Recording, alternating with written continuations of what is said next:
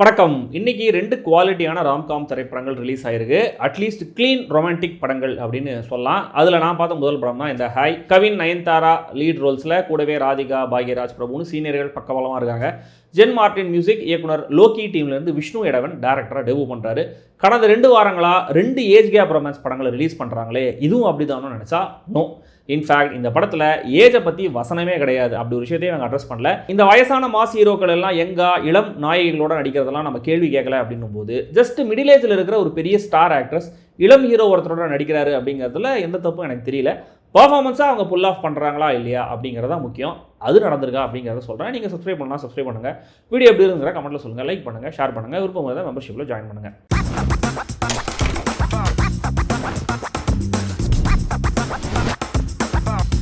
Hi. Love marriage பண்ணணும்னு நினச்சிட்டு இருக்கிற மயில்சாமிக்கு வீட்டில் அரேஞ்ச் மேரேஜ் ப்ரெஷர். அதோட அவர் லவ் ப்ரப்போஸ் பண்ண பொண்ணு ரொம்ப சீரியஸாக அவமானப்படுத்தி ரிஜெக்ட் பண்ணிடுறாங்க. ஸோ எல்லாம் சேர்ந்து யார்கிட்டையும் சொல்லாமல் கோவி விட்டு சென்னைக்கு ஓடி வந்துடுறாரு. இன்னொரு பக்கம் தேவயானிக்கு அவங்க அப்பா உள்ளூர்லேயே ஒரு பையனை பார்த்து கல்யாணம் நிச்சயம் பண்ணுறாரு. அதுக்கு ஒரு கடன் தொல்லை காரணமாக இருக்குது. ஆனால் அந்த பையன் ஒரு டிபிக்கல் எம்சிபியாக இருக்கிறதுனால இவங்களும் கல்யாணம் வேணாம் அப்படின்னு சென்னைக்கு ஓடி வந்துடுறாங்க. இவங்களுடைய ஃப்ரெண்டு தான் மயில்சாமிக்கும் ஃப்ரெண்ட். ஸோ இந்த மியூச்சுவல் ஃப்ரெண்ட் வீட்டில் தான் இவங்க 2 பேருமே ஸ்டே பண்ணுறாங்க, பழக ஆரம்பிக்கிறாங்க. ஹோப்லெஸ் ரொமான்டிக்கான மயில்சாமிக்கு தேவயானியை பிடிக்க ஆரம்பிக்குது. ஆனால் அவங்களுக்கு அப்படி ஒரு எண்ணம் இருக்கிற மாதிரியே தெரியல. இதுக்குள்ளே இவங்க 2 பேரையும் தேடி ஊர்லேருந்து ஆட்கள் வந்துடுறாங்க. தேவயானியை காப்பாற்ற மயில் ஒரு பொய் சொல்கிறாரு. அதனால் நடக்கிற நல்லது என்ன, கெட்டது என்ன, கடைசியில் இந்த ஜோடி எப்படி சேர்ந்தாங்க அப்படிங்கிறது தான் இந்த ஹாய். ஆள் மாறாட்டம் பண்ணுறது, பொய் மேலே பொய் சொல்லி பிரச்சனையை சமாளிக்கிறது, 90s கிட்ஸ் நிறைய காமெடி படங்கள்லாம் பார்த்துருக்கோம். ரொம்ப நாள் கழிச்சு அப்படி ஒரு ஜோனில் இருக்குது இந்த ஹாய். அண்ட் மோஸ்ட்லி இந்த படம் என்டர்டெய்னிங்காகவும் இருக்குது அப்படிங்கிறதா நல்ல செய்தி. இயக்குனர் நெல்சன் மாதிரியே இயக்குனர் விஷ்ணு எடவனுக்கும் ஒரு யூனிக்கான ஹியூமர் ஸ்டைல் இருக்குது, டைமிங் இருக்குது. கான்வர்சேஷன்ஸில், சிச்சுவேஷன்ஸில் ஃபோர்ஸ்டாக தெரியாமல் ஈஸியாக அவரால் காமெடியை கொண்டு வர முடியுது.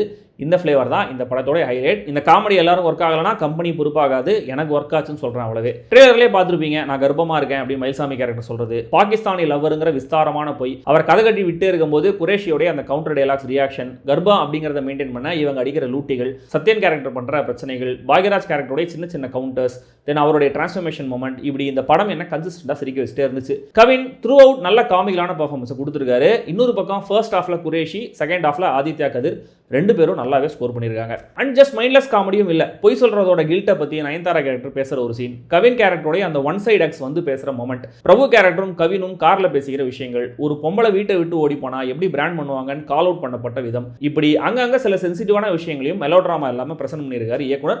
எனக்கு இந்த டச்சும் பிடிச்சிருந்தது. பட் ரொம்ப ஹெவியான எமோஷன்ஸ் பக்கம் போக வேண்டாம்னு முடிவு பண்ணது படத்தோடைய எமோஷனல் கோஷன்ட்டை ஷாலோவாக ஃபீல் பண்ண வைக்குது.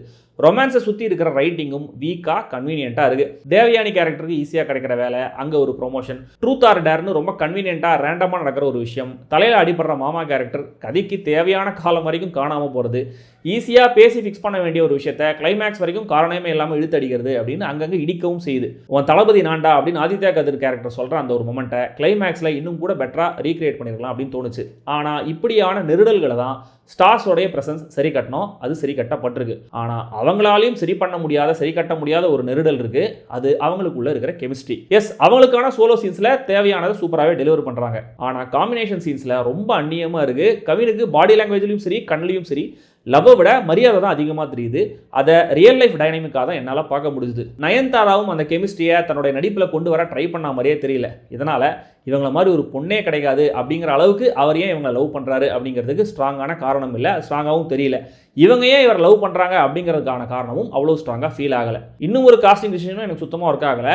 ஆனால் அதை சொன்னால் படத்துடைய முக்கியமான மொமெண்ட் ஸ்பாயில் ஆகும், அதெல்லாம் நான் சொல்ல. கவினால் ரொம்ப ஈஸியாக அந்த கேரக்டராக பிஹேவ் பண்ண முடியுது. காமெடி டைமிங்கும் சரி, சீரியஸான எமோஷன்ஸ்லையும் சரி, பர்ஃபெக்டான பிச்சில் போர்ட்ரேட் பண்ணியிருக்காரு. பர்டிகுலராக அவர் ப்ரப்போஸ் பண்ண ஒரு சீனு, அந்த சீன் ரொம்ப நல்லா இருந்தது.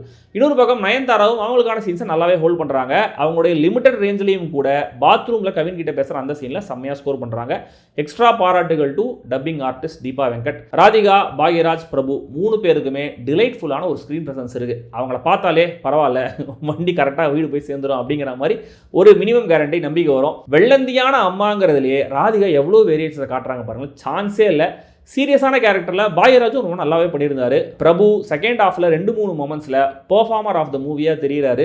ஒரு சின்ன கில்ட்டோட வாழ்க்கையில் அடிபட்ட அந்த வலியோட அவர் நடமாடுற பாடி லாங்குவேஜ் செம்மையாக இருக்குது. உயிருள்ளவரை உஷா அப்படின்னு அவர் சொல்கிற விதம், எதிர்பாராத விதமான ஒரு சுச்சுவேஷனில் அவருடைய அந்த ஷாக் ரியாக்ஷன் மனுஷன் பின்னிருக்காரு. இந்த படத்துடைய ரொமான்ஸ், காமெடி, சென்டிமெண்ட்னு 3 எமோஷனும் உருத்தாம லேண்ட் ஆகிறத ஜென் மார்ட்டினுடைய மியூசிக்கும் என்ஷோர் பண்ணியிருக்கு. சீரியஸான மொமெண்ட்ஸில் இந்த படத்தில் இவருடைய பிஜிஎம் எனக்கு ரொம்ப பிடிச்சிருந்தது. படம் பார்த்து முடிச்சதுக்கு அப்புறம் அந்த குடிகார நெஞ்சு பாட்டு மைண்டில் ஓடிட்டே இருந்துச்சு.